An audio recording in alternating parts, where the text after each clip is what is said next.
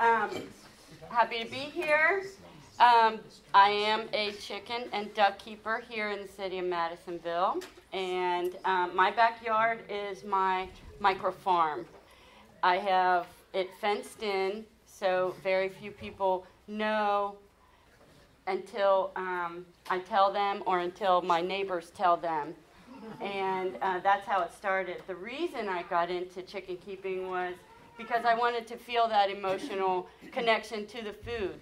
It was a natural extension of my garden that I had had for years. We'll see pictures of that later. But my kids thought I was crazy, and I wanted to prove them wrong because it was time for me to make a stand. These are my eggs. The breeds that I chose at the beginning were based on the color of eggs that they produced, and so that has changed along the way too. Ducks also make very good eggs, delicious, nutritious, beautiful. They make great gifts. People like them. Even in World War I, they promoted keeping chickens in your backyard. The best line on here is, in time of peace, a profitable recreation. I'm not sure if it was very profitable. It certainly isn't now, but in time of war, a patriotic duty. So if you're moved by that, the first thing you need to do is provide shelter. Then get your chickens. I know people do it the other way. This is my backyard. I turned my kids' play area into a chicken pen and got my first chickens. You can get chickens by hatching them yourself, getting day-old chickens, which I did.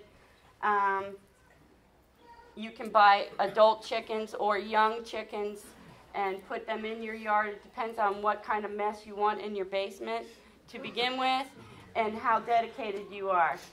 By the time they're about 3 or 4 months old, they're big enough. Well, actually, by the time they're about 3 weeks old, you can move them outside as long as they have full feathers. When they're about 3 or 4 months old, you can move them in with your older chickens gradually. And there's a process to that, too. Sometimes it's painful to see them henpecking. This is my favorite chicken, Betty, with my favorite almost 3-year-old Cooper on my back porch. Can you say what kind of chickens they are? I will later. These are, chickens are all kid-friendly. The kids get exercise running after them.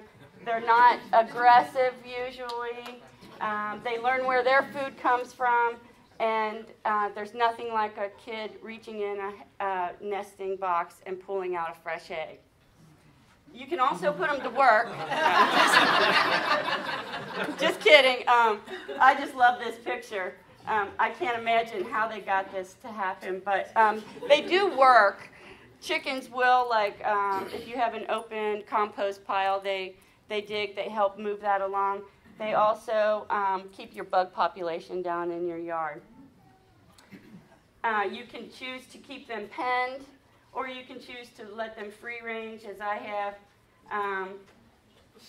There are drawbacks to both. They go where they want, unless you keep them out of the areas, and they're demanding. When you go outside, they want you to feed them, and they bring their friends with them.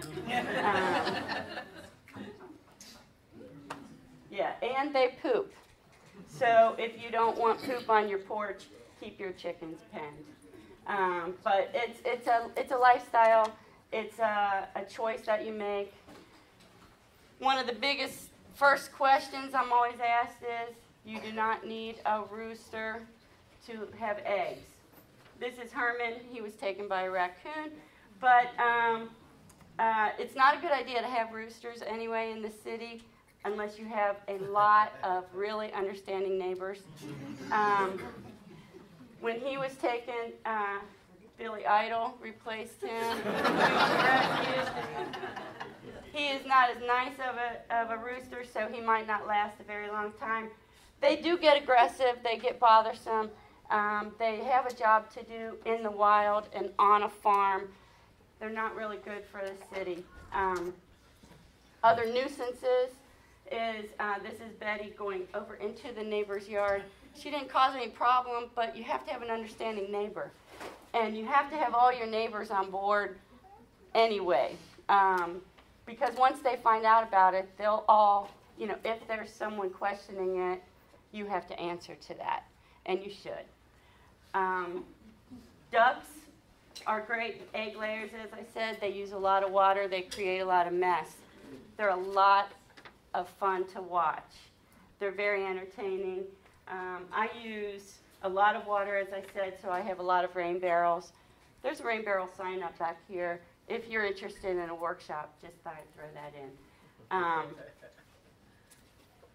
I have made some great friends through chicken keeping by brooding a lot of baby chickens and then saving the ones that I want and giving or selling the ones that I have left over. These are some that I was able to sell to a friend who I made. That's just one of the advantages. It's a commitment. These are some of my original chickens. They're named after my dead female relatives because that's just what I do.